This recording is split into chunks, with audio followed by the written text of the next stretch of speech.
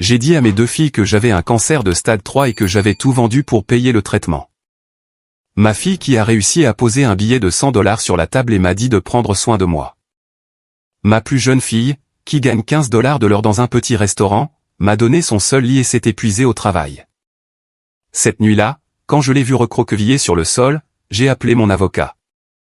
Une semaine plus tard, lors d'un gala de bienfaisance sous des lustres en cristal, la vérité a illuminé les écrans et $15 millions n'ont pas seulement changé de main, cela a changé la définition même de la famille.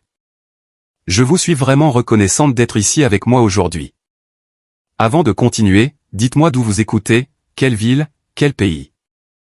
J'aime voir jusqu'où ces histoires voyagent et savoir qui se trouve de l'autre côté de l'écran. La table à manger pouvait accueillir 12 personnes, mais ce soir, une seule chaise était occupée. J'étais assise à la tête de mon manoir de Charleston. 3,2 millions de briques historiques et de fer forgé, des plafonds de 5,5 mètres et une vue sur la batterie avec une assiette de crevettes et de gruau réchauffés qui refroidissait. 58 ans, veuve depuis 6 ans, 105 millions de dollars en biens immobiliers bâtis à partir de rien, sinon de sueur et d'un refus obstiné d'abandonner. Mais ce soir, je n'étais qu'une mère attendant que le téléphone sonne. Il a sonné à 19h43. Maman, j'ai besoin de te parler. Pa, comment vas-tu? Pa, tu me manques. Juste droit au but. C'était Rachel, mon aînée, 33 ans, chirurgienne esthétique à Beverly Hills avec une pratique qui rapportait plus de 2 millions par an. Bien sûr, chérie. Qu'est-ce qui se passe? Nous nous agrandissons. Il y a une propriété sur Rodeo Drive. Emplacement parfait juste à côté du magasin Gucci Phare. Mais nous devons agir vite. 400 000 pour la compte. J'ai posé ma fourchette. 400 000. C'est un sacré investissement, ai-je dit prudemment. Je sais, mais Marc a fait les calculs. Nous triplerons les revenus en 2 ans. L'espace est zoné pour des suites chirurgicales. Nous pourrions ajouter 2 chirurgiens supplémentaires à la clinique. Sa voix était lumineuse, confiante, comptant déjà les futurs dollars. Peux-tu le virer d'ici vendredi? Nous sommes en concurrence avec 2 autres soumissionnaires. J'ai regardé les photos sur la cheminée. Rachel dans sa blouse blanche à la remise des diplômes de John Hopkins. Puis une autre 2 ans plus tard à Yale pour sa résidence. J'avais payé $500 000 pour cette éducation, chaque centime chaque année. Jamais une seule fois je n'avais demandé de gratitude. Laisse-moi y réfléchir, ai-je dit. Maman, j'ai vraiment besoin d'une réponse. C'est urgent. Pa, comment vas-tu? Pa, manges-tu assez? Pa, as-tu besoin de quelque chose? Juste urgent. Je te rappellerai demain, lui ai-je dit. Elle a soupiré, le genre de soupir qui disait « j'étais difficile » et a raccroché. Le silence est revenu en force. Je suis allé à la cheminée et j'ai pris la 2e photo. Anna, ma plus jeune, 28 ans, souriante dans son uniforme de gériesse dîner, les cheveux attachés en queue de cheval. Ce sourire qui pouvait illuminer une pièce même quand elle était épuisée. J'avais payé $28 000 pour ses frais de scolarité au collège communautaire. Non pas parce que je n'avais pas plu, mais parce qu'au moment où Anna était en âge d'aller à l'université, la récession avait frappé et je reconstruisais. Elle avait été acceptée à Le Cordon Bleu à Paris, bourse complète, l'école de ses rêves. La lettre était arrivée un mardi d'avril, il y a 10 ans maintenant. Elle avait pleuré en l'ouvrant. Puis elle l'avait refusé. Maman, je ne peux pas te laisser t'endetter pour mes rêves, avait-elle dit à 18 ans, tenant cette lettre d'acceptation comme si elle était en verre. La bourse couvre les frais de scolarité, mais le loyer à Paris, la nourriture, les livres. Je resterai ici. Je vais bien. Et elle allait bien.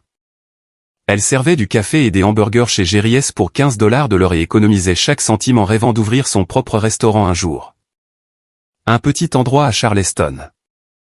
Rien de fantaisiste, juste de la bonne nourriture, des prix justes, et une table pour quiconque en aurait besoin. Anna appelait tous les jeudis juste pour parler, pour demander de mon jardin, si les magnolias fleurissaient, si j'avais assez mangé. Rachel appelait quand elle avait besoin de quelque chose. J'ai posé la photo et suis retourné à mon dîner froid, mais je ne pouvais pas manger. La voix de mon mari résonnait, la dernière vraie conversation avant que la maladie n'emporte tout. Début juin, il y a 6 ans, il était en soins palliatifs à la maison, dans la chambre à l'étage qui donnait sur le jardin. Elisabeth, avait-il dit, sa main faible dans la mienne. Tu leur as tout donné, mais tu n'as jamais testé si elles avaient appris à donner en retour. Ce sont de bonnes filles, avais-je protesté. Elles n'ont pas été testées, avait-il corrigé doucement. Et un jour, tu devras savoir, pas pour toi, mais pour elles. Je n'avais pas compris alors. Mais ce soir, en regardant cette table vide, les photos de deux filles qui avaient pris des chemins si différents, une question me brûlait. Si je perdais tout demain, laquelle me soutiendrait? Pas celle avec la clinique de Beverly Hills et les projets d'expansion à 400 000 $. Pas celle qui avait eu un demi-million de dollars d'éducation et ne pouvait pas prendre le temps de demander comment j'allais. Celle qui appelait chaque semaine, celle qui avait sacrifié Paris parce qu'elle ne voulait pas que je sacrifie plus. Où me tromperais-je? Mon mari m'avait prévenu. Il avait dit, tu leur as tout donné, mais tu n'as jamais testé si elles avaient appris à donner en retour. Ce soir, j'ai pris une décision. J'avais un plan. Un plan terrible mais nécessaire. 3 jours plus tard, le téléphone a sonné exactement à 19 h. Jeudi, comme une horloge. Maman, comment s'est passée ta semaine? Par Rachel, Anna. Je me suis effondré sur la chaise de cuisine, le soulagement m'envahissant comme de l'eau chaude. Salut, chérie. C'était calme. As-tu assez mangé? Tu oublies toujours quand tu travailles. Sa voix portait cette douce préoccupation que j'étais venu à désirer comme de l'oxygène. Et comment va le jardin de Magnolia? Le nouvel arbre a-t-il pris racine? Nous avons parlé pendant 40 minutes du pH du sol et si je devais ajouter plus de paillis, des colibris qui étaient revenus à la mangeoire, de la fuite dans ma salle de bain pour laquelle je devais appeler un plombier. Maman, tu ne peux pas simplement l'ignorer. Les dégâts des eaux coûtent cher. Elle a ri. Je connais un gars du restaurant qui fait du travail d'appoint. Tu veux que je l'envoie? Je peux me permettre un plombier, chérie. Je sais, mais pourquoi payer le triple quand le beau-frère de Jerry le fera au prix coûtant? C'était Anna. Toujours à réfléchir, toujours à se soucier. Rachel n'avait pas rappelé. Ni pour les 400 000, ni pour demander si j'étais en vie. Après qu'Anna ait raccroché, promettant de rappeler jeudi prochain, je suis resté assise dans l'obscurité grandissante de ma cuisine, fixant le téléphone. Il y a 6 ans, un jeudi, un peu comme celui-ci, j'étais assise sur la même chaise, passant un tout autre genre d'appel. 17 appels pour être exact.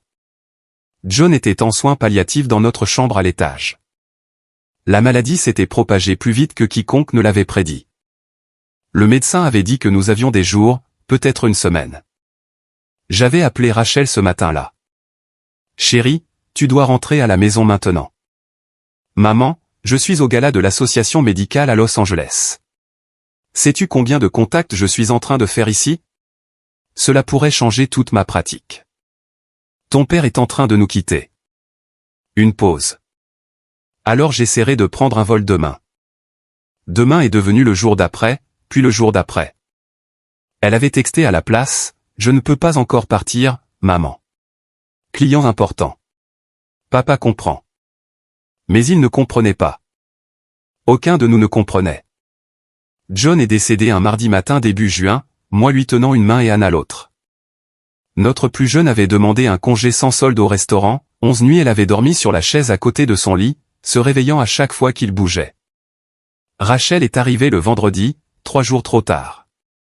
Elle avait pleuré aux funérailles, de vraies larmes, mais elle ne pouvait pas annuler son absence. La nuit avant la mort de John, quand il pouvait encore parler, il avait appelé Anna près de lui. J'avais regardé depuis l'embrasure de la porte tandis qu'il lui pressait quelque chose dans les mains. Un carnet en cuir usé que je n'avais jamais vu auparavant. « Qu'est-ce que c'est, papa ?» avait chuchoté Anna. « Des recettes. Celles de ta grand-mère. Les miennes.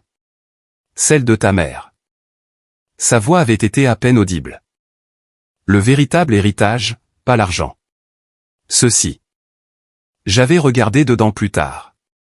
Des crevettes et du gruau avec le mélange d'épices secrets de sa mère.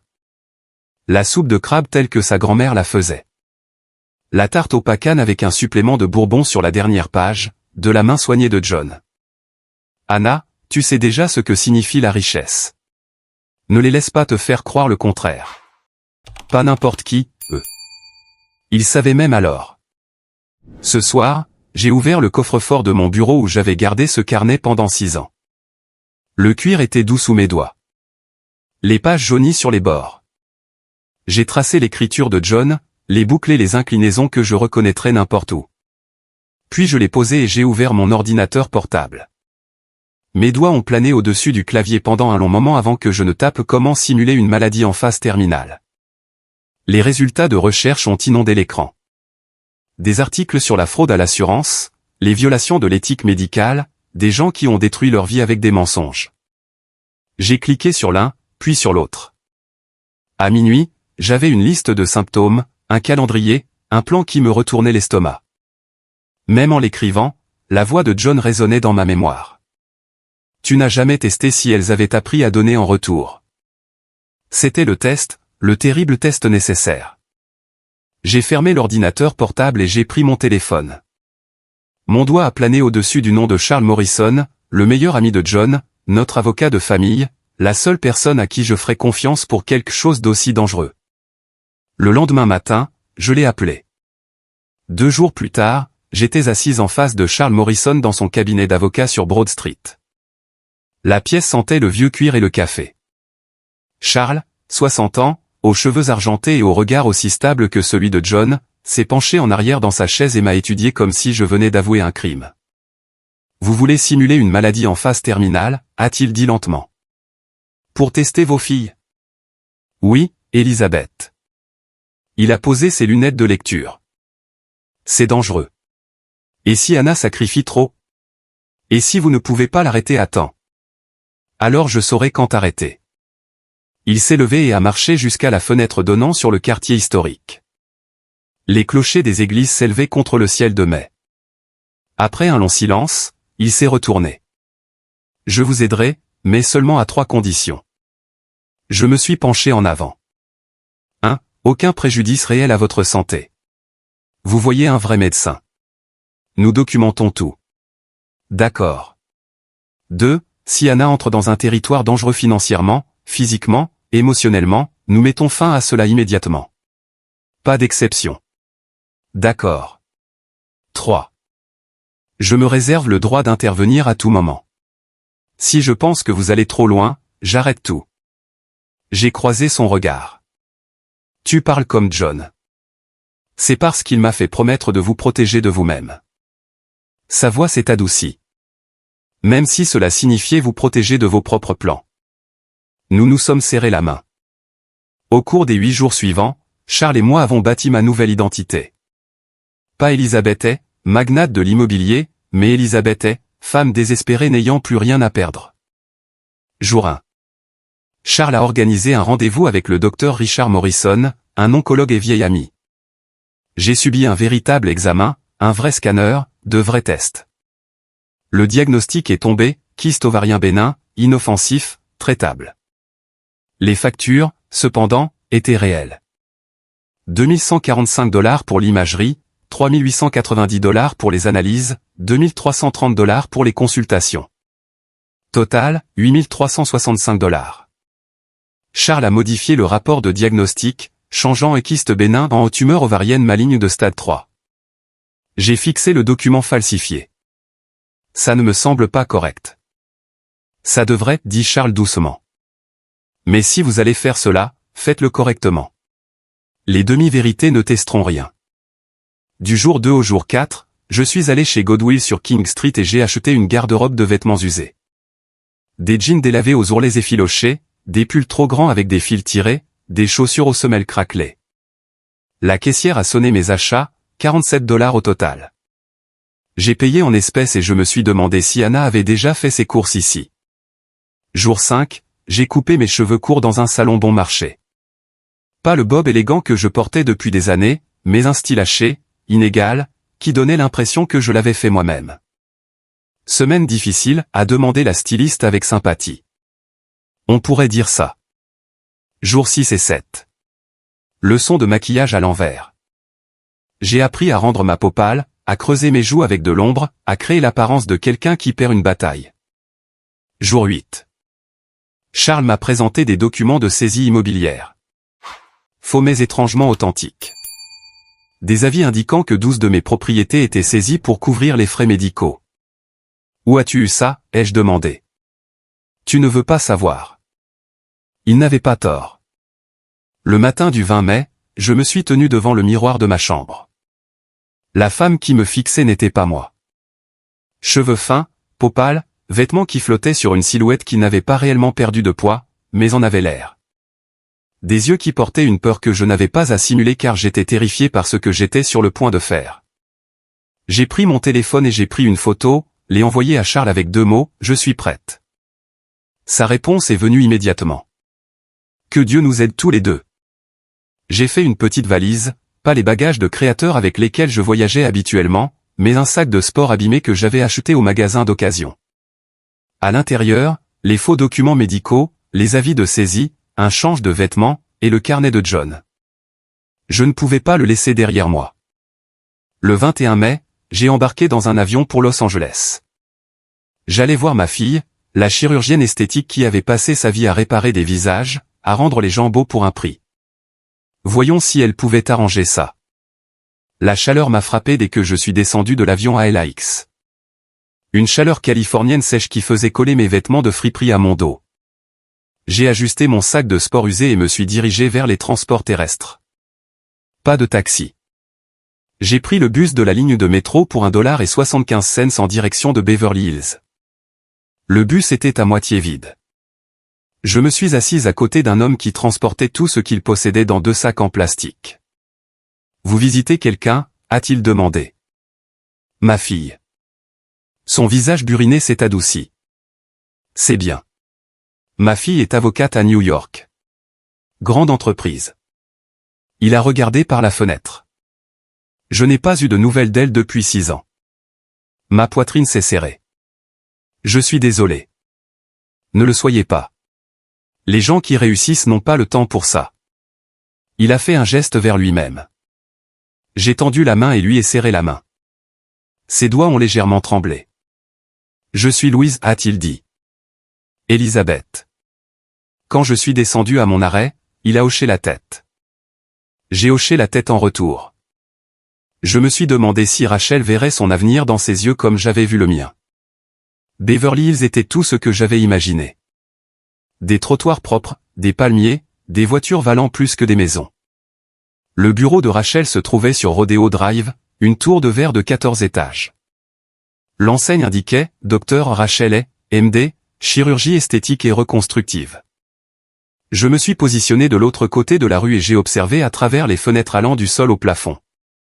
Hall en marbre blanc, lustre en cristal, 4 réceptionnistes en costume Armani noir, des clients en Chanel et montres Rolex se déplaçant comme s'ils possédaient le monde. Un tableau de prix a attiré mon regard. Lifting, $35 000. Rhinoplastie, $18 000. Amélioration des lèvres, $2 500. J'ai touché les fausses factures médicales dans mon sac. $8 365. Rachel facturait plus pour une injection de lèvres que pour toute ma crise fabriquée. À 17h30, elle a émergé. 33 ans, cheveux blonds coûteux, robe Valentino que j'avais vue dans des magazines, $6 800. Des talons aiguilles rouges claquant sur le marbre. Elle a souri à une cliente, pratique professionnelle, mais ses yeux étaient froids. Je l'ai regardée glisser dans cet espace comme une royauté, touchant les épaules, riant, promettant des transformations. Quand ma petite fille, celle qui faisait des tartes à la boue dans notre jardin de Charleston, était-elle devenue cela? À 19h, les réceptionnistes étaient partis. Les clients s'étaient dispersés. Seul le 14e étage restait éclairé. Rachel est sortie seule. Elle a sorti une cigarette, une habitude que je ne lui connaissais pas, et l'a allumée avec un briquet en or, adossé au bâtiment. Je suis sorti de l'ombre. Elle ne m'a pas remarqué au début, trop concentrée sur son téléphone. Puis je me suis avancé dans la lumière de l'entrée. Elle a levé les yeux pendant 3 secondes. Rien. Ses yeux sont passés sur moi comme si j'étais invisible. Puis ils sont revenus. Sa bouche s'est ouverte. La cigarette est tombée. Maman. Incrédulité. Horreur. Peut-être de la honte.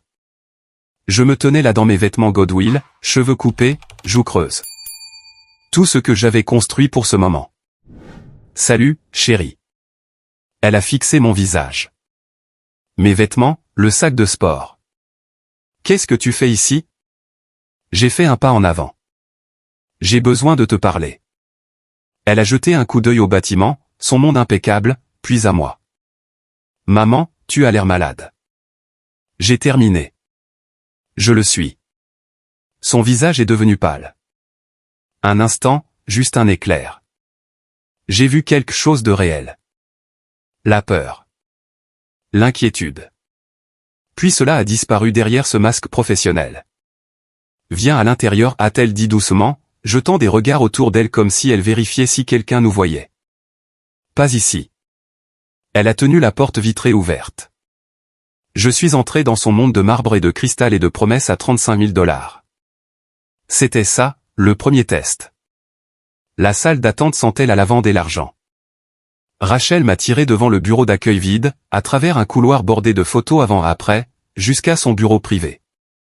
Non pas parce qu'elle s'inquiétait pour moi, mais parce qu'elle s'inquiétait que quelqu'un puisse me voir. Elle a fermé la porte.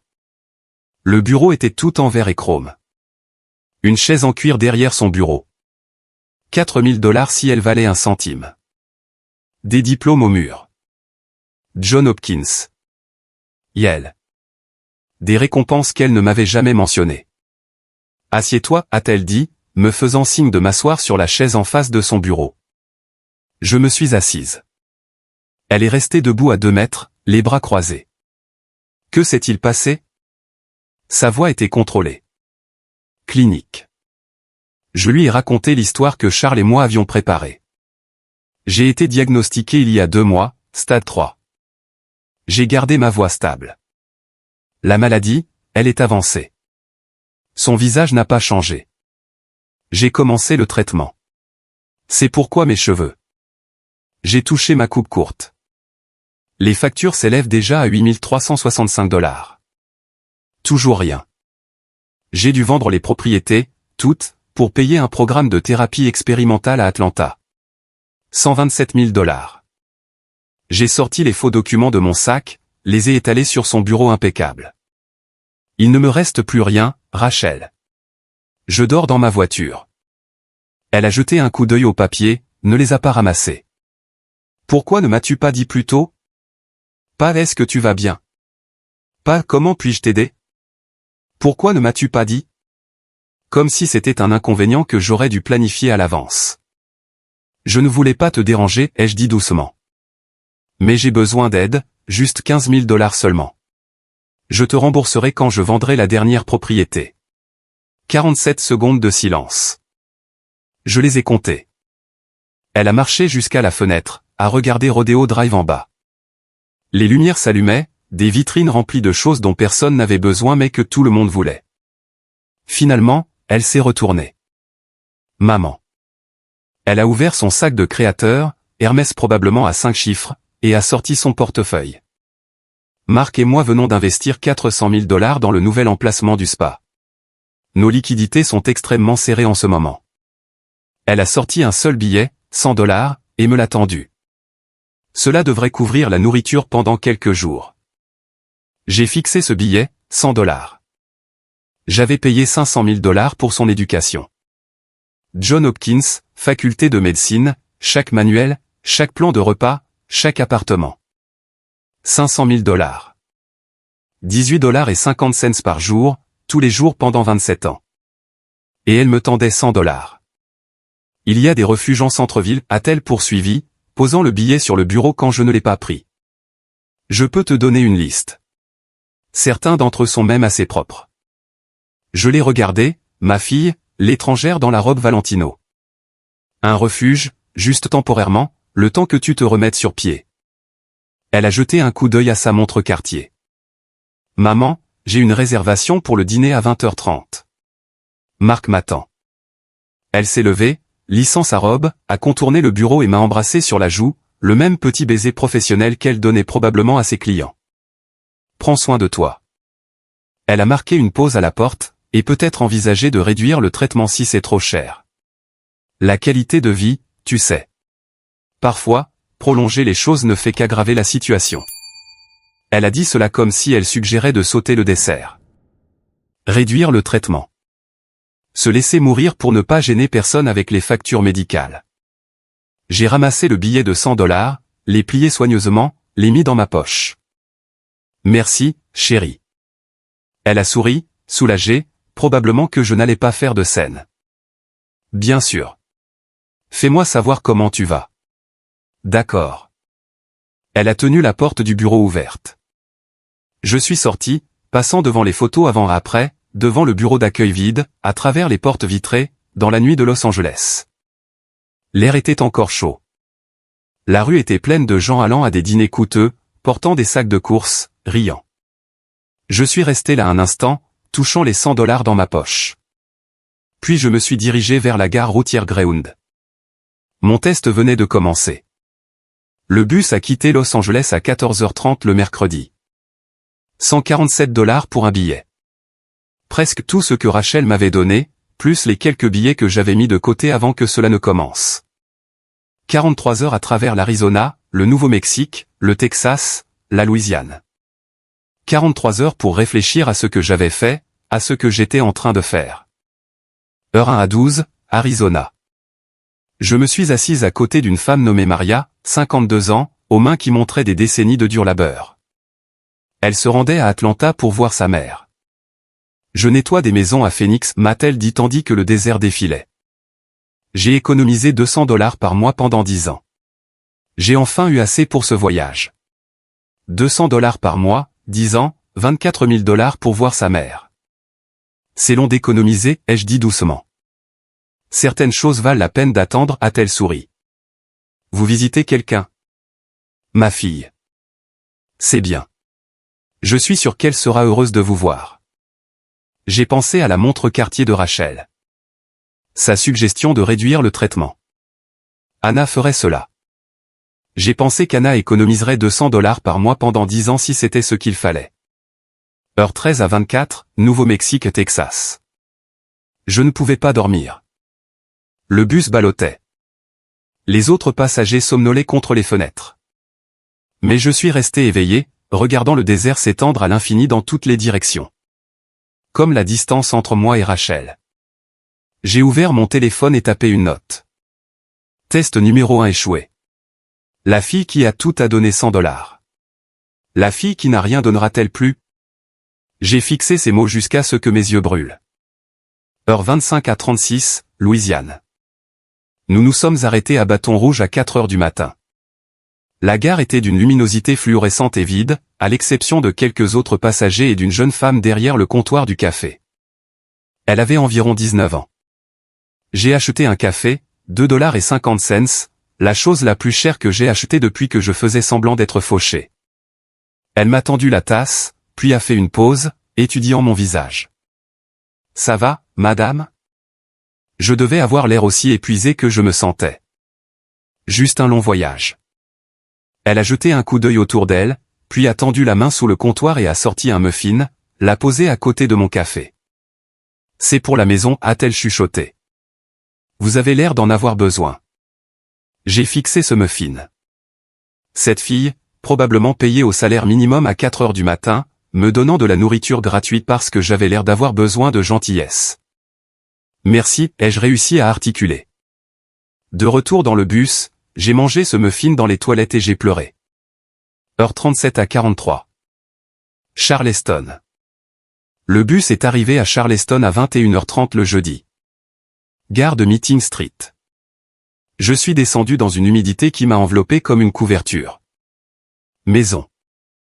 Ma ville. Je n'ai pas appelé de taxi. Je ne pouvais pas. J'étais censé être quelqu'un qui n'avait rien. Alors, j'ai marché 2,3 miles à travers le centre-ville de Charleston la nuit, passant devant Rainbow Row, ces célèbres maisons colorées que j'avais photographiées 1000 fois. Passant devant la batterie où le port s'étendait sombre et infini jusqu'à King Street. Mes pieds me faisaient mal dans mes chaussures usées. Mon sac de sport me coupait l'épaule.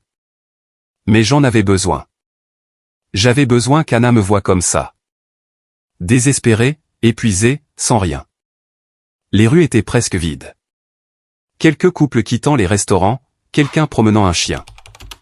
Ils m'ont dépassé sans me regarder. Je me suis demandé si c'était ça d'être invisible. Au moment où j'ai atteint King Street, mes jambes tremblaient, mais j'ai continué à marcher vers le restaurant, vers Anna, vers le vrai test. À 23h47, je me tenais devant le Jerry's dîner.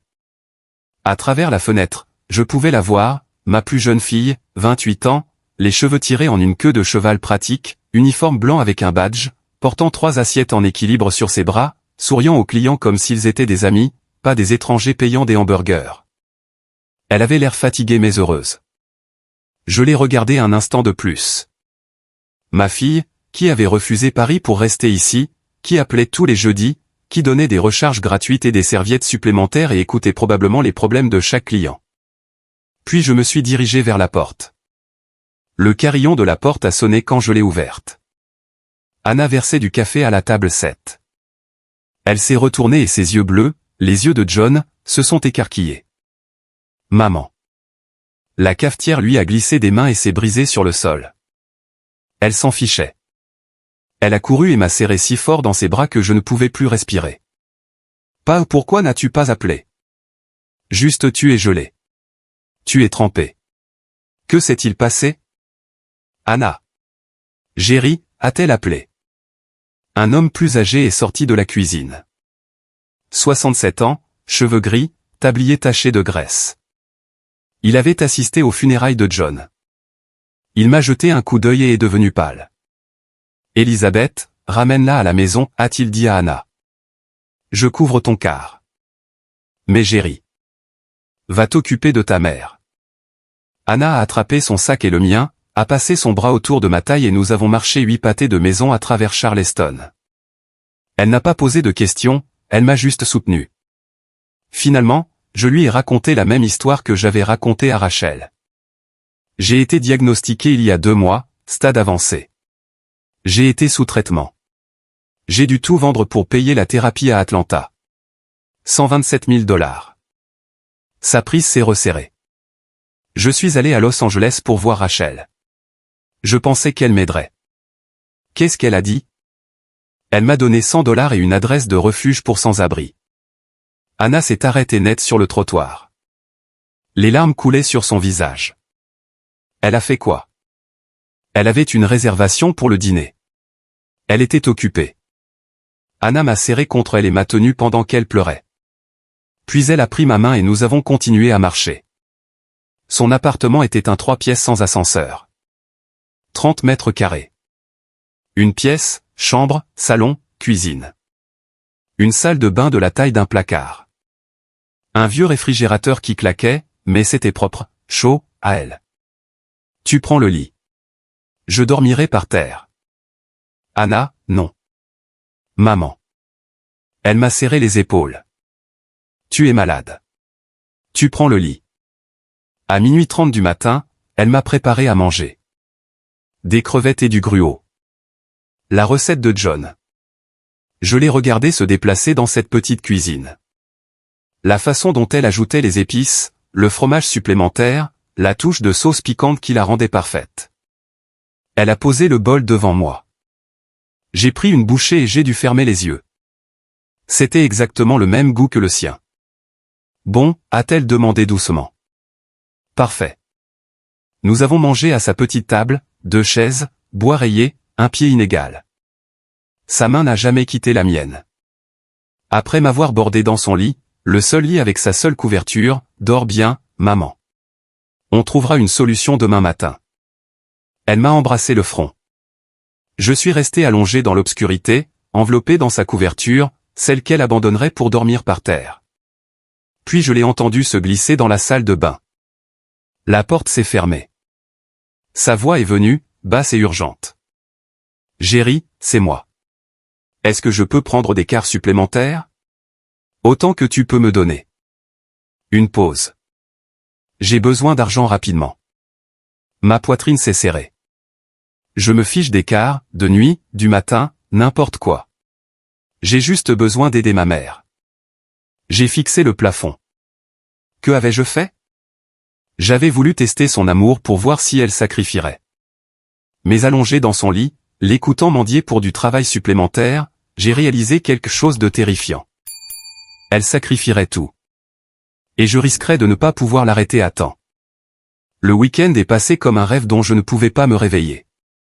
Du vendredi au dimanche, du 24 au 26 mai. 3 jours dans l'appartement de 30 mètres carrés d'Anna pendant qu'elle travaillait les quarts du matin de 6h à 14h, puis rentrait à la maison pour cuisiner, s'asseoir à côté de moi, raconter des histoires sur le restaurant et les clients et son futur restaurant. Vendredi, Anna a posé des questions sur les factures médicales.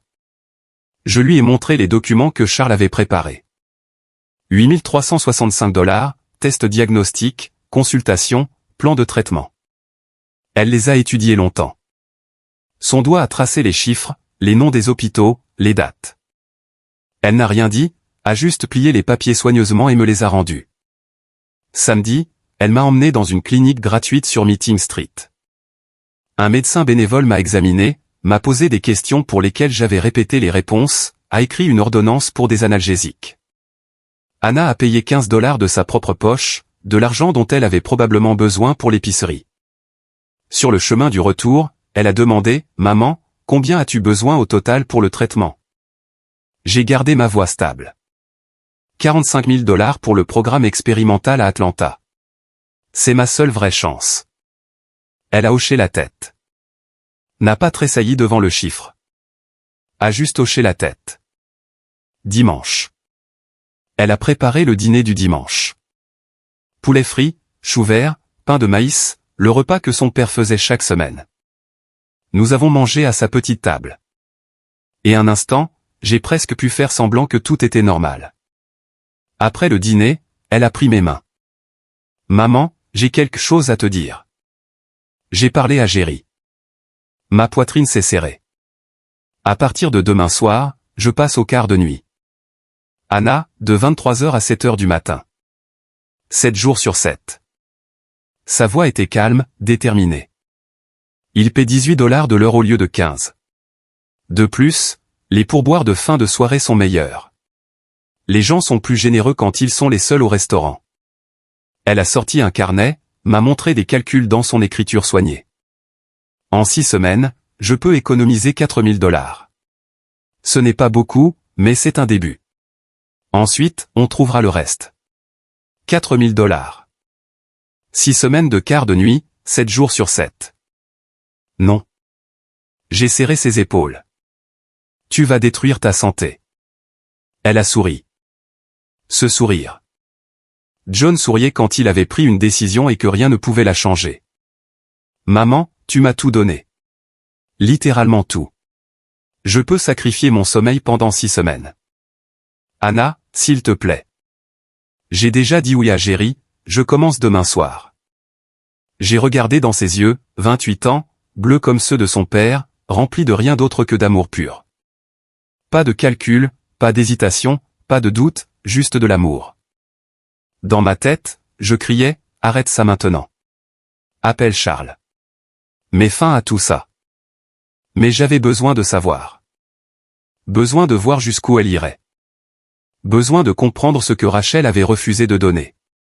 Tu n'es pas obligé de faire ça, ai-je chuchoté. Oui, je le suis. Elle m'a serré les mains. Tu le fais pour moi. Tu l'as fait pour moi toute ma vie. Elle s'est levée et a commencé à débarrasser la vaisselle. Repose-toi, maman. Je travaille le quart du matin demain. Ensuite, je dormirai l'après-midi avant le quart de nuit.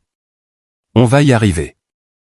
Cette nuit-là, dimanche soir, j'étais allongé dans son lit, celui qu'elle avait abandonné, et je fixais le plafond. Demain, elle commencerait les quarts de nuit de 23h à 7h du matin, chaque nuit pour moi, pour un mensonge. Je ne pouvais pas dormir. Lundi soir, 27 mai, 23h. J'ai regardé Anna quitter l'appartement dans son uniforme de Jerry dîner. Elle s'est retournée à la porte, a fait un signe, a souri, mais j'ai vu les ombres déjà se former sous ses yeux. Semaine 1, du 27 mai au 2 juin. Les 2 premières nuits, elle a maintenu une routine. Rentrait à 7h du matin. Dormait jusqu'à 13h. 5h. Se réveillait pour cuisiner pour moi, elle insistait pour cuisiner. Ne me laissez pas toucher la cuisinière. Puis de nouveau dormir de 15h à 18h. Encore 3 heures. 8 heures au total. Pas assez, mais supportable. Je l'ai regardée traverser ces jours comme si elle marchait sous l'eau. Plus lentement, plus lourdement. Nuit 3 et 4, le week-end, le restaurant était plus occupé. Elle ne rentrait pas avant 8h15 du matin. Je restais éveillé, écoutant sa clé dans la serrure, terrifié que quelque chose se soit produit. Quand elle rentrait enfin, elle s'effondrait dans son lit sans manger. 7 heures de sommeil. Elle a commencé à oublier des choses. A laissé la porte déverrouillée 2 fois. Ne se souvenait pas si elle avait pris ses vitamines. Nuit 5 à 7, elle a pris des quarts de petit déjeuner, juste quelques heures, de 7h à 10h. Certains jours, elle travaillait directement de 23h à 10h du matin. 11 heures debout. Les pourboires du petit déjeuner sont bons, maman a-t-elle dit, les yeux mi-clos. Chaque petit geste aide. 5 à 6 heures de sommeil par jour. J'ai vu ses mains trembler quand elle versait mon café. Semaine 2, du 3 juin au 9 juin. Nuit 8. Je me suis réveillé à 3 heures du matin. Son côté du sol où elle dormait avec les couvertures à côté du lit était vide. 4h30 la porte s'est enfin ouverte. Elle avait des marques sombres sur le poignet, des empreintes digitales violettes. Qu'est-ce qui s'est passé? Un client est devenu un peu trop entreprenant. Il avait trop bu. Elle a essayé de sourire. Jerry l'a mis dehors. Je vais bien. Mais quand elle a essayé de déverrouiller la porte de la salle de bain, ses mains tremblaient si fort qu'elle a laissé tomber la clé 2 fois. Nuit 10. Elle est rentrée à 7h45 et s'est effondrée sur le canapé, entièrement habillée. Je me suis agenouillé à côté d'elle et j'ai retiré délicatement ses chaussures. Ses pieds étaient gonflés au double de leur taille normale. Ses chaussettes blanches avaient des taches rouges foncées là où les ampoules avaient éclaté et saigné.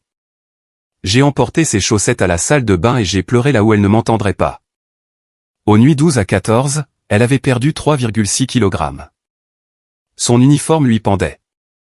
Son visage semblait plus creusé que le mien, et j'étais censé être en phase terminale.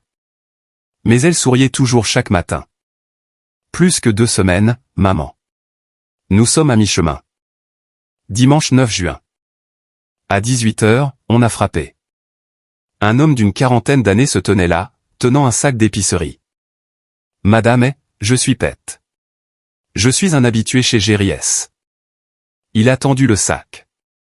À l'intérieur, des œufs, du lait, du pain, du poulet, de la vraie nourriture. Je connais Anna depuis 3 ans. Elle sert le petit déjeuner à mes enfants tous les dimanches. Se souvient de leur nom. Ma fille est allergique aux fraises. Anna se souvient toujours, vérifie toujours avant de servir quoi que ce soit. Sa voix a craqué. Cette semaine, je l'ai vue s'endormir debout en versant du café. Elle s'est rattrapée avant que la cafetière ne tombe. A souri comme si rien ne s'était passé. Il a croisé mon regard. Madame, elle se détruit. Je ne connais pas votre situation, mais s'il vous plaît, quoi que ce soit, faites-la arrêter. J'ai pris les courses, les remercier. Après son départ, je me suis assise sur le sol, tenant ce sac et j'ai pleuré pendant 40 minutes. Un étranger nous avait apporté de la nourriture parce qu'il pouvait voir ce que je faisais à ma fille. Cette nuit-là, Anna est rentrée à 8h du matin. Combien as-tu économisé, ai-je demandé. Elle a souri, épuisée, fière. 2100 $? Pile dans les temps.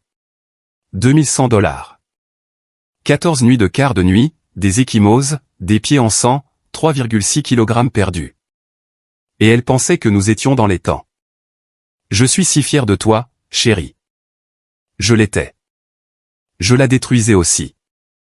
Cette nuit-là, lundi 10 juin, j'étais allongé dans son lit, fixant le plafond. Quelque chose ne tournait pas rond. Profondément. À 2h47 du matin, j'ai pris une décision. Il fallait que je le voie de mes propres yeux. Je me suis réveillé à 3h du matin le mercredi 12 juin. Anna était au travail depuis 4 heures. J'ai enfilé ma veste et j'ai marché les 8 pâtés de maison jusqu'au Jerry S dîner. Les rues étaient vides, silencieuses, sauf mes pas et le bourdonnement lointain du trafic nocturne. L'air était lourd d'humidité, du genre qui colle à la peau. À 3h24, je me tenais devant la fenêtre arrière, celle qui donnait sur les bennes à ordures et la zone de pause des employés. À l'intérieur, je pouvais la voir. Anna essuyait les tables, se déplaçant comme un robot, mécanique, lente.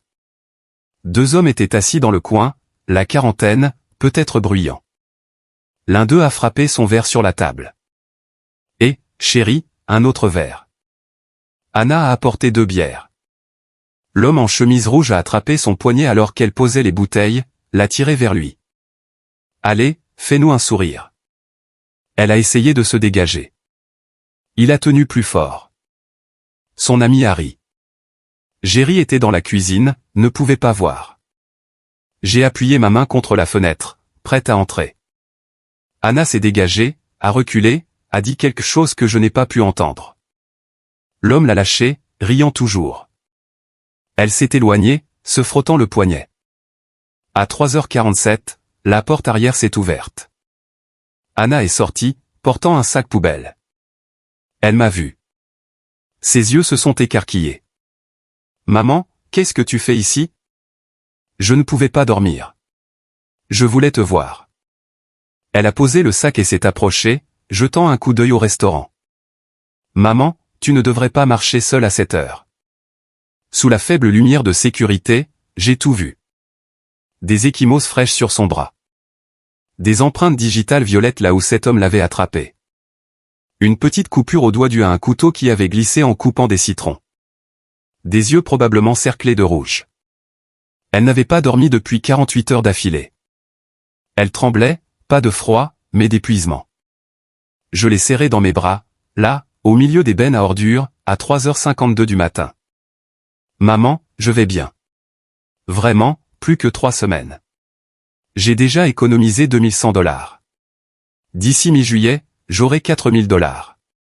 Ensuite, on trouvera le reste. Elle s'est reculée, les yeux brillants de projet. Je peux prendre des quarts de plonge au restaurant The Ordinary, ce restaurant du centre-ville. Il paie $20 de l'heure. Ou, elle a dégluti, je peux vendre ma voiture. Elle vaut $8000. Ça fait $12 000 au total. J'ai posé ma main sur sa bouche. Non. Mais maman. Non plus. Les larmes ont rempli ses yeux. Mais tu vas. Tu vas mourir. J'ai pris son visage dans mes mains. Je préférerais me perdre que te voir te détruire pour moi. Maman, s'il te plaît. Anna, plus rien. Elle s'est effondrée. Là, près des bennes à ordures, elle a sangloté sur mon épaule pendant que je la tenais. Après un instant, je l'ai ramenée à l'intérieur, j'ai trouvé Jerry dans la cuisine. Elle est malade. Je la ramène à la maison. Il a jeté un coup d'œil à son visage et a hoché la tête. Allez. Je m'en occupe. Nous avons marché les 8 pâtés de maison jusqu'à son appartement. Elle s'est appuyée sur moi tout le long. À 4 heures du matin, je l'ai bordée dans son lit. Son lit, celui qu'elle avait abandonné pour moi. Dors, chérie. Tout va bien se passer. Promis. Je promets. En quelques minutes, elle s'est endormie. Le genre de sommeil qui ressemble à un évanouissement. Profond, désespéré. Je me suis assise sur le sol à côté du lit et je l'ai regardé respirer. Puis, j'ai sorti mon téléphone. 4h17 du matin. J'ai envoyé 4 mots à Charles. C'est l'heure. Mettre fin à ça. Le lendemain matin, j'ai réveillé Anna à 14h. Elle avait dormi près de 10 heures, la première vraie nuit de sommeil qu'elle avait eue en 2 semaines. Quand elle a ouvert les yeux, j'étais assise à côté du lit avec du thé. Maman, quoi? Je me sens mieux, ai-je dit. Beaucoup mieux. Je pense que le repos a aidé. J'ai touché sa main. Tu n'as plus besoin de travailler les quarts de nuit. Mais, maman, s'il te plaît. Tu en as assez fait. Elle a argumenté. Bien sûr qu'elle l'a fait. Mais j'ai tenu bon et finalement elle a accepté de reprendre les quarts du matin. J'économiserai toujours de l'argent, a-t-elle insisté. On trouvera une solution. J'ai hoché la tête. La laisser croire cela. Parce qu'en 3 jours, tout allait changer. Du 12 au 14 juin. Préparation. J'ai texté Charles. 15 juin, gala du Lex Palato. Rend le public. Sa réponse est venue rapidement. Êtes-vous certaine que cela détruira la carrière de Rachel? J'ai tapé en retour, elle l'a détruite elle-même quand elle m'a donné 100 $. Vendredi 13 juin. Charles a travaillé vite.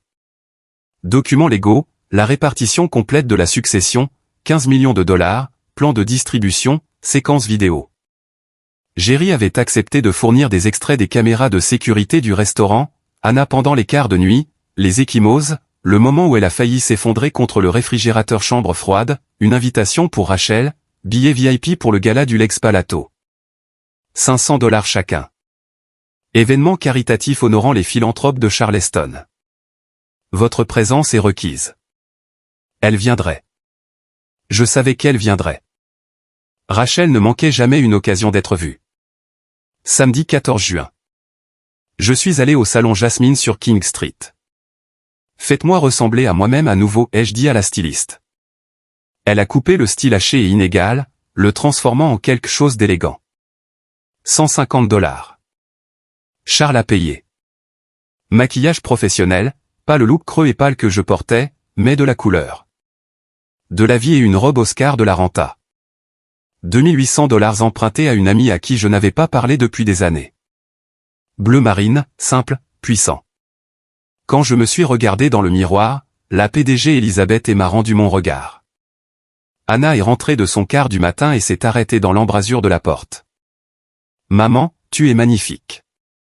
J'ai une dernière chose à faire, ai-je dit. Ce soir-là, je lui ai tendu une boîte. Demain soir, il y a un gala au Dock Street Théâtre. J'ai besoin que tu viennes avec moi. Mais je n'ai pas de robe. J'ai désigné la boîte. Elle l'a ouverte lentement. À l'intérieur, une robe bleu marine. Simple, élégante, 120 $. Charles l'avait choisie. Les yeux d'Anna se sont remplis de larmes. Maman, c'est trop.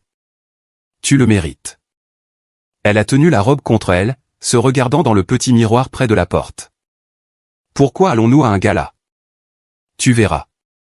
Cette nuit-là, je me suis assise à la petite table d'Anna avec mon ordinateur portable et j'ai écrit, 4 parties, 4 vérités. Première partie, j'ai simulé une maladie en phase terminale. Deuxième partie, j'ai testé mes filles. Troisième partie, la vérité sur le décès de John. Comment Rachel a manqué ces derniers jours? Comment Anna est restée? Quatrième partie, le testament, la succession, les conséquences. J'ai écrit et réécrit jusqu'à ce que les mots soient exactement justes. Jusqu'à ce qu'ils coupent comme il le fallait. Dimanche 15 juin, 19 h. Anna et moi nous tenions devant le Dock Street Théâtre. Le bâtiment historique brillait de lumière.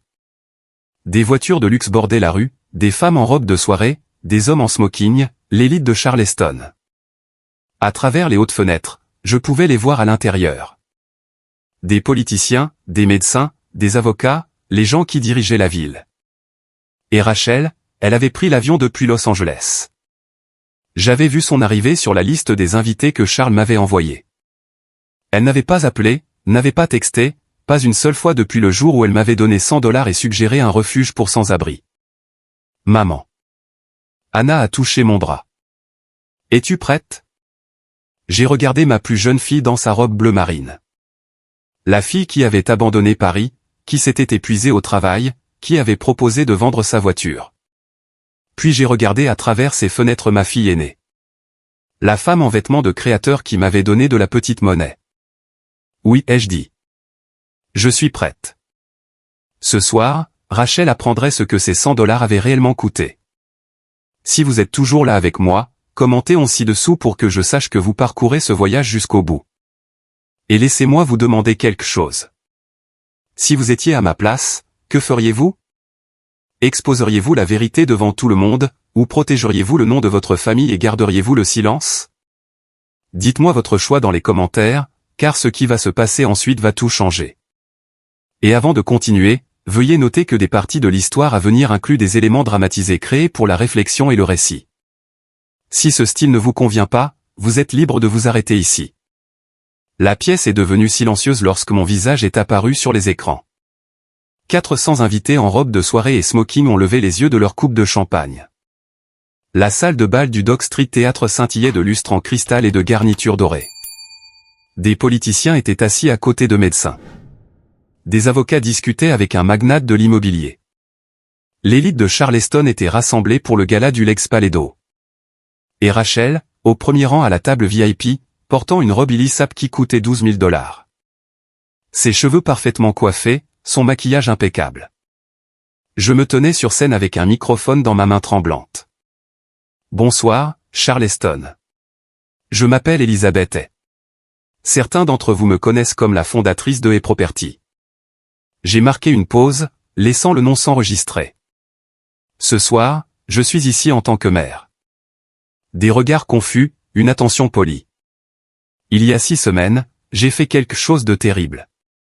Ma voix a résonné à travers le système de sonorisation. J'ai simulé une maladie en phase terminale. Les murmures ont éclaté immédiatement, une vague de choc se propageant de table en table. Rachel s'est levée brusquement, sa coupe de champagne tombant de sa main et se brisant sur le sol. Son visage est devenu complètement blanc. Je n'ai pas arrêté. J'ai dit à mes filles que je mourrais, que j'avais tout perdu, mon entreprise, mon argent, ma maison. Je voulais voir qui me soutiendrait quand je n'aurais plus rien. J'ai fait un signe de tête vers Charles à l'arrière de la pièce. La première vidéo a commencé à être diffusée sur les écrans massifs flanquant la scène. Des images de mon téléphone. Beverly Hills.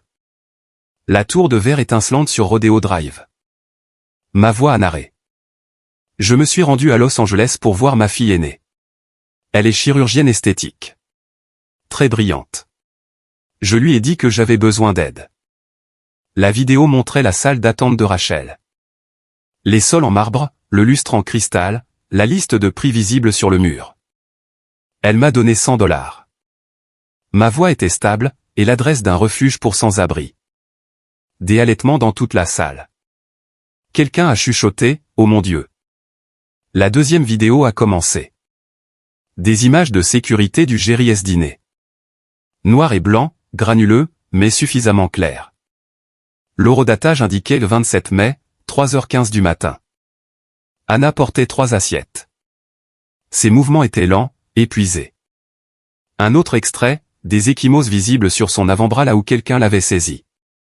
Un autre, elle s'appuyant lourdement contre la porte du réfrigérateur chambre froide, les yeux fermés, puis se forçant à se redresser pour continuer à travailler. Les horodatages défilaient pendant 2 semaines, 27 mai, 30 mai, 2 juin, 5 juin, 9 juin, 12 juin. 112 heures chaque semaine. Les gens dans le public pleuraient maintenant. J'ai vu une femme se couvrir la bouche avec sa main. La troisième vidéo a été diffusée, la caméra arrière du restaurant. 12 juin, 3h52 du matin. Anna et moi près des bennes à ordures sous la faible lumière de sécurité. Sa voix est venue des haut-parleurs. Je peux vendre ma voiture, maman. Elle vaut $8 000. Ça nous donne $12 000 au total. La pièce était absolument silencieuse. J'ai regardé directement Rachel. Elle était toujours debout, figée, les larmes coulant sur son visage. Ma fille aînée et le docteur Rachel est, juste là. J'ai pointé une chirurgienne esthétique qui facture $35 000 pour un seul lifting. Les mains de Rachel se sont levées pour couvrir son visage. J'ai payé $500 000 pour son éducation. La faculté de médecine John Hopkins, chaque manuel, chaque appartement, chaque repas. Ma voix s'est légèrement brisée. Et quand elle a pensé que je mourrais, elle m'a donné $100. J'ai désigné Anna à côté de moi dans sa simple robe bleu marine. Ma plus jeune fille est Anna Hay, serveuse au Jerry S. Dîner. Elle gagne $15 de l'heure. Anna m'a serré la main. J'ai payé $28 000 pour son éducation, tout ce que je pouvais me permettre pendant la récession. Et elle m'a donné 112 heures de travail chaque semaine, sa santé, son sommeil, et a proposé de vendre sa voiture, la seule chose de valeur qu'elle possédait. Rachel a essayé de se diriger vers la sortie. Marc lui a attrapé le poignet et l'a tiré vers le bas. « Assieds-toi » a-t-il sifflé. Elle s'est effondrée sur sa chaise, les épaules secouées. J'ai laissé le silence s'étirer. Ce soir, je suis ici pour annoncer mes décisions concernant ma succession. Comment je vais distribuer 15 millions de dollars? Murmure dans la foule. 105 millions. Mais il y a une dernière vérité à dire d'abord. J'ai fait une pause, à propos d'un homme qui a vu cela venir il y a 6 ans. La pièce est restée silencieuse alors que je recommençais. La main d'Anna serrait la mienne si fort que je sentais son pouce accélérer. Il y a 6 ans, mon mari John est décédé. La même maladie que j'ai simulée pour vous tester tout ce soir. J'ai laissé cela s'installer. Pendant ces dernières semaines, début juin, j'ai appelé ma fille aînée 17 fois. 17. Elle était à Los Angeles à un gala d'association médicale, construisant son réseau, faisant des contacts. Ma gorge s'est serrée, mais j'ai continué. Elle a texté, « Je ne peux pas partir, maman. » Client important. Rachel est rentrée 3 jours après le décès de son père. Elle a manqué ses derniers mots, son dernier souffle, tout. Une nouvelle vidéo est apparue sur les écrans. Des images de mon téléphone, tremblantes, intimes. John dans notre lit à la maison le 2 juin, 6 ans plus tôt. Équipement de soins palliatifs l'entourant. La vidéo montrait que je tenais sa main, mon visage mouillé de larmes. Elle ne vient pas.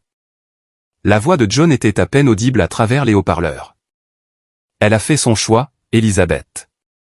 Les gens vous montrent qui ils sont. Croyez-les. La caméra s'est légèrement déplacée. Anna était visible, endormie sur une chaise à côté du lit, sa tête reposant sur le matelas, sa main enveloppée autour de la main libre de John. Celle-là a chuchoté John, la regardant. Elle sait déjà. La salle de bal s'est remplie de pleurs. Pas de reniflements polis, de profonds sanglots déchirants de personnes qui comprenaient ce qu'elles étaient en train de voir. Rachel s'est levée, sa chaise a raclé bruyamment. « Arrêtez, s'il vous plaît. » J'ai croisé son regard. Avant que John ne nous quitte, il a écrit un testament. Il m'a demandé de faire cela, de tester nos filles avant de distribuer sa succession. Ma voix était stable maintenant. Il a dit, donnez-leur une chance de prouver qu'elles se souviennent de ce que je leur ai appris. Je me suis tourné vers Charles. Ce soir, j'honore sa dernière volonté. Charles est monté sur scène avec un dossier en cuir. Les écrans derrière nous affichaient les chiffres pendant qu'il lisait, la succession de John et Elisabeth et totalise 15 millions de dollars. Portefeuille immobilier et property, 78 millions. Compte d'investissement, 22 millions. Autres avoirs, 5 millions. Murmure dans la foule. 105 millions. Distribution. Anna y reçoit 75 millions de dollars. Propriété pleine et entière de e-property. La résidence familiale de Charleston évaluée à 3,2 millions. Financement de démarrage pour le restaurant John Stable. Aucune condition. Anna a halté à côté de moi. Ses jambes ont légèrement fléchi. Je l'ai stabilisée. Rachel y reçoit 15 millions de dollars, sous réserve de 3 conditions à remplir dans les 2 ans. 200 heures de services communautaires dans des cliniques médicales et des refuges pour sans-abri. 1 an de thérapie familiale, une lettre d'excuse écrite à Anna et élue publiquement. Le non-respect de ces termes entraînera le don des 15 millions au Charleston Free Clinic. Le visage de Rachel était maintenant enfoui dans ses mains. Ses épaules tremblaient violemment. 10 millions de dollars à des organisations caritatives. 5 millions au Charleston Free Clinic. 2 millions au fonds d'employés du Jerry S. Diner. 3 millions au service de soins palliatifs. 5 millions couvrent les obligations légales et fiscales. Charles a fermé le dossier. Les chiffres brillaient sur les écrans derrière nous. 75 millions à la fille qui a tout donné. 15 millions à la fille qui a donné 100 dollars. Le silence était assourdissant. Puis Anna a lâché ma main. Elle a descendu les marches de la scène à travers la foule de visages stupéfaits, passant devant les tables de l'élite de Charleston dans leurs robes à 1000 dollars et leurs costumes de créateurs. Elle s'est arrêtée devant Rachel. Rachel a levé les yeux. Son maquillage détruit, sa robe à 12 000 dollars froissée à force de la serrer. Anna, je suis tellement. Anna l'a serrée dans ses bras. Je te pardonne. Le microphone a capté le murmure. Il a résonné dans la salle de bal.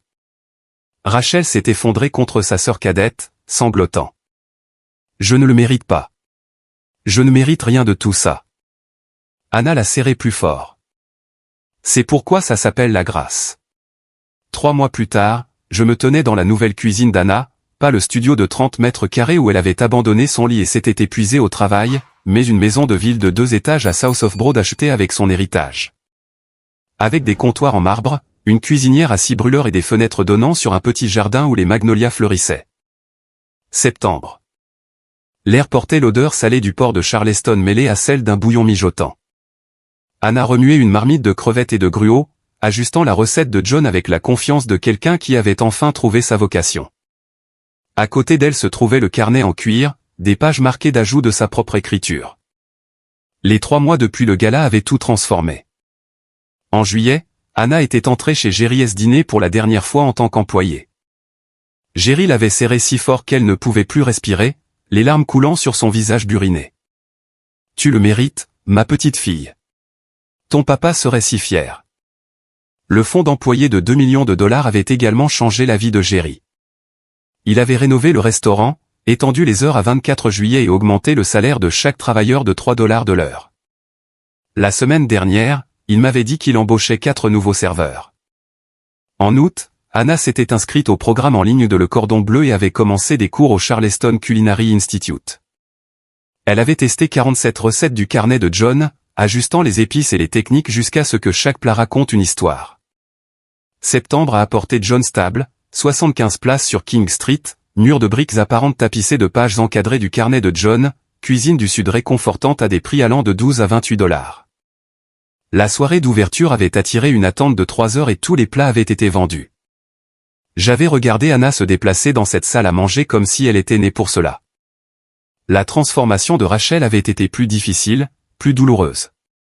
La vidéo avait atteint 8,3 millions de vues en une semaine. Les titres hurlaient, la chirurgienne esthétique a donné 100 dollars à sa mère désespérée. Sa clinique de Beverly Hills perdait des clients, 70% en 10 jours. Le California Medical Board a lancé une enquête éthique. Ils n'ont trouvé aucune raison de révoquer sa licence. Elle n'avait pas violé les protocoles médicaux, mais sa réputation était en cendres. Fin juillet, elle avait fermé Beverly Hills. Mark avait emballé leur appartement sans se plaindre. Nous reconstruirons, avait-il dit simplement. Ensemble. Rachel a ouvert une petite clinique à Charleston. Chirurgie reconstructive pour les victimes de brûlures, les victimes d'accidents, les personnes qui avaient besoin de guérison plus que de beauté. Elle a réservé 40% de son emploi du temps au travail pro bono. Chaque samedi, elle passait 8 heures à la Charleston Free Clinic, suturant des lacérations, retirant des grains de beauté suspects, tenant la main de patients qui ne pouvaient pas se permettre des soins ailleurs. Elle avait cumulé 80 heures sur les 200 requises. Ce soir, c'était le 15 septembre, notre premier vrai dîner de famille depuis que tout avait changé.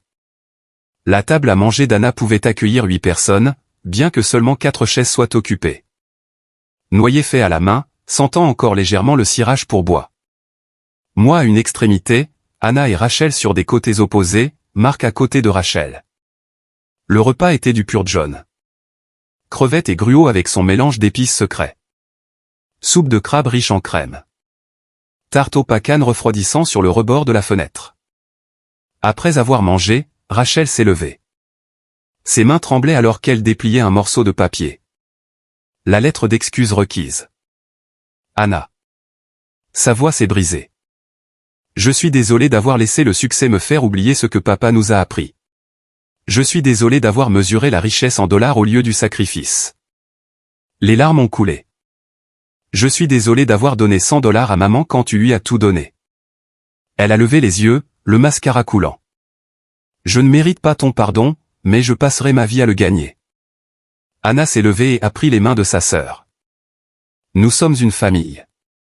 C'est ce qui compte. Elles se sont embrassées.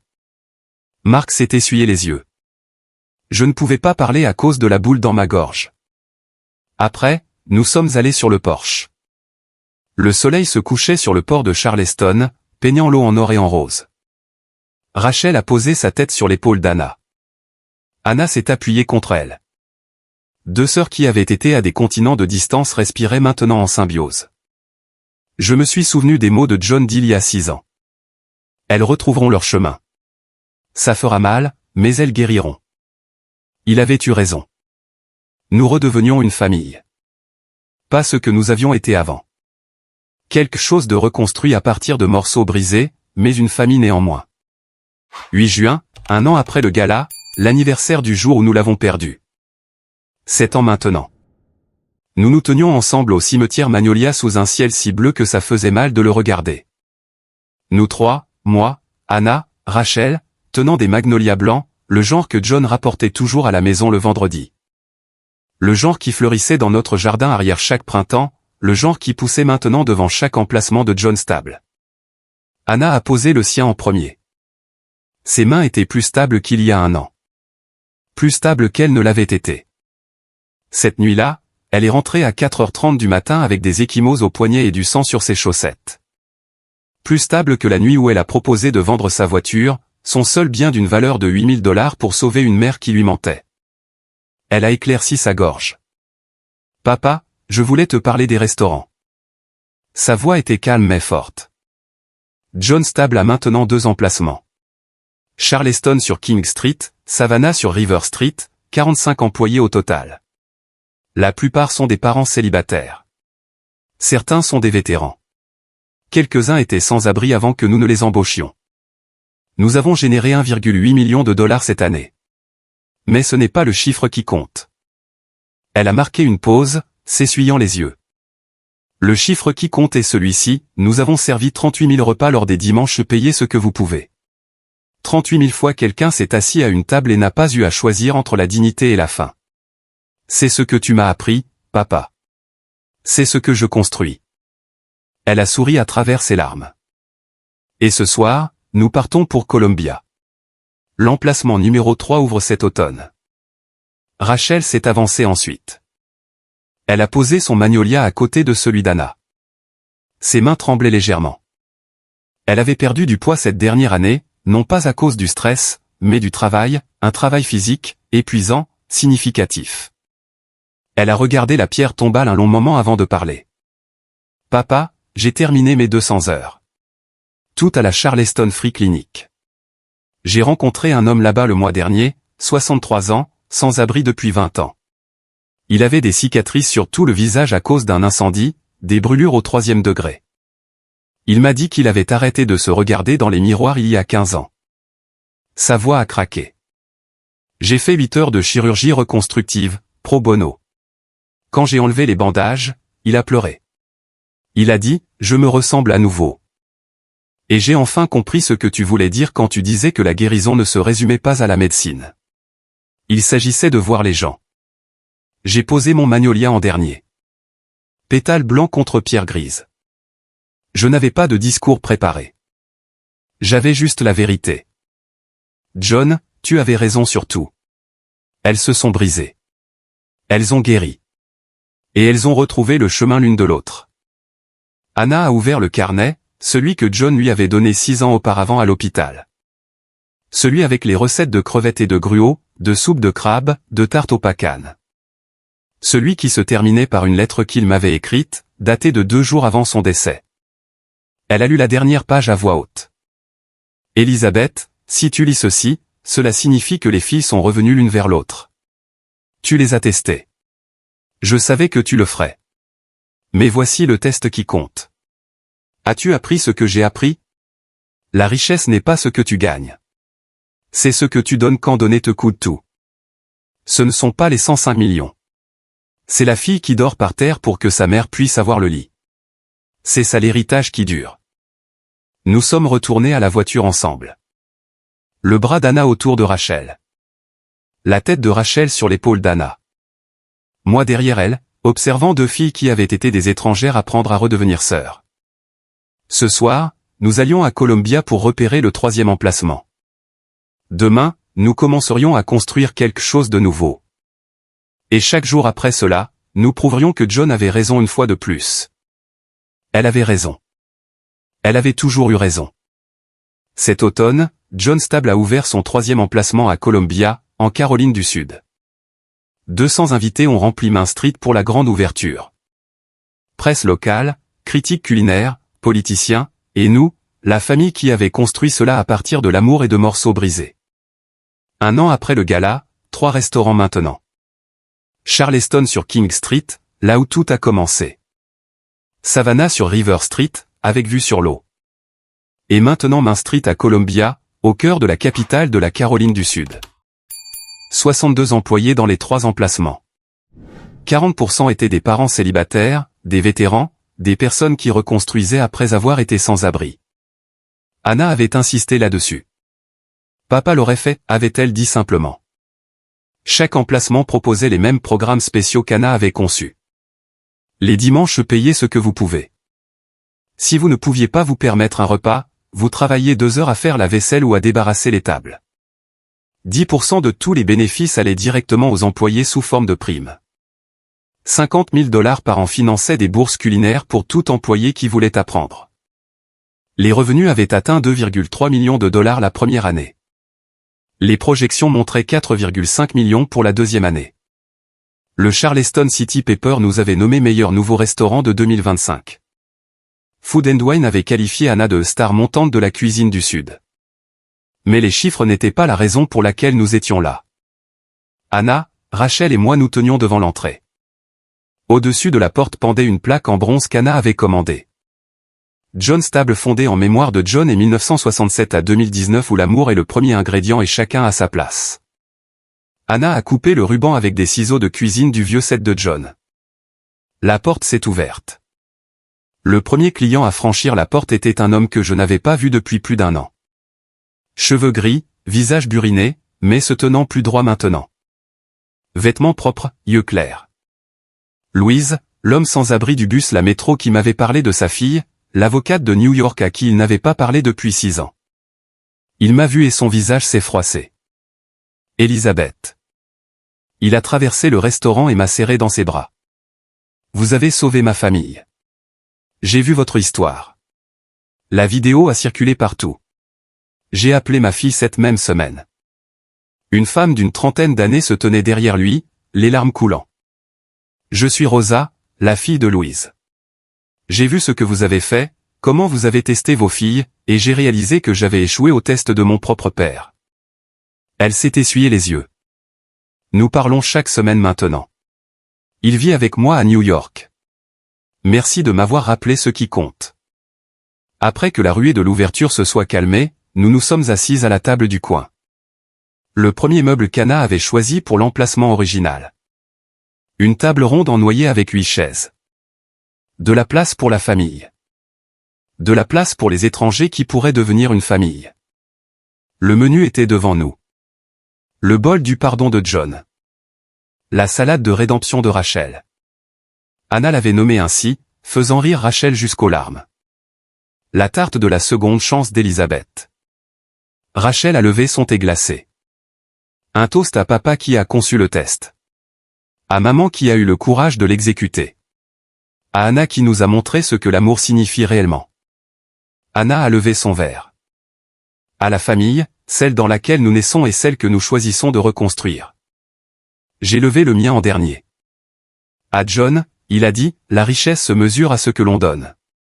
Ce soir, en vous regardant toutes les deux, je suis la femme la plus riche du monde. Nous avons bu, nous avons mangé, nous avons ri. Alors que le soleil se couchait à travers les fenêtres de Columbia, peignant tout en or, j'ai regardé mes filles. Rachel, dont la réputation portait des cicatrices, mais dont les mains tenaient celles d'Anna à travers la table. Anna, dont le rêve s'était réalisé, mais qui serrait toujours sa sœur dans ses bras chaque matin. J'ai ouvert le carnet de John une dernière fois à la page qu'il m'avait écrite seul, cachée tout au fond. Elisabeth, si tu lis ceci, tu l'as fait. Tu les as brisés pour les reconstruire. Ce n'est pas de la cruauté. C'est de l'amour. La vraie richesse n'est pas 15 millions de dollars. Ce sont 2 filles qui se choisissent l'une l'autre après tout. Tu leur as donné de l'argent. Je leur ai donné le test. Ensemble, nous leur avons donné la vérité. J'ai fermé le livre, levé les yeux vers le plafond où la lumière du soir projetait des ombres. J'ai vu 3 femmes se refléter dans les fenêtres du restaurant. Pas parfaites, mais entières. Si vous écoutez cette histoire, demandez-vous, si vous perdiez tout demain, qui vous soutiendrait?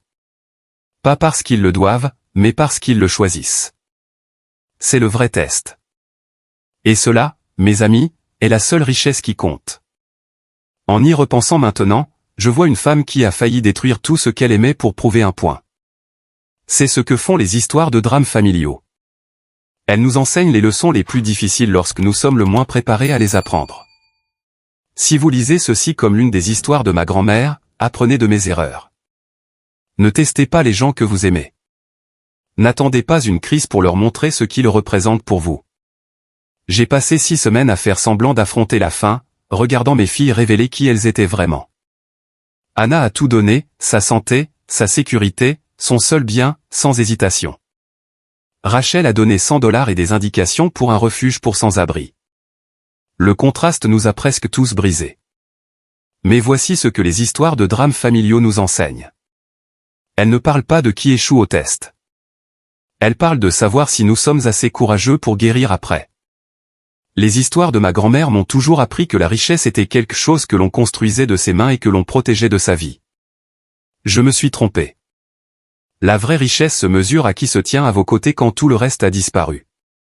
C'est Anna qui apprend à Rachel à cuisiner le dimanche matin. C'est Rachel qui effectue des chirurgies de 8 heures pour des vétérans qui ne peuvent pas payer. Ce sont 3 femmes brisées qui apprennent à redevenir entières. La Bible dit, examinez tout. Retenez ce qui est bon. J'ai testé mes filles. Oui, mais je me suis aussi testé moi-même et j'ai failli échouer. Un autre verset dit, l'amour supporte tout. Anna me l'a appris. Rachel l'apprend, et j'essaie toujours de croire que je le mérite. Alors, voici mon conseil tiré de ces histoires de grand-mère. Ne soyez pas comme moi. Ne jouez pas avec la confiance de votre famille. Ne sacrifiez pas votre santé mentale ou votre âme pour donner une leçon à quelqu'un.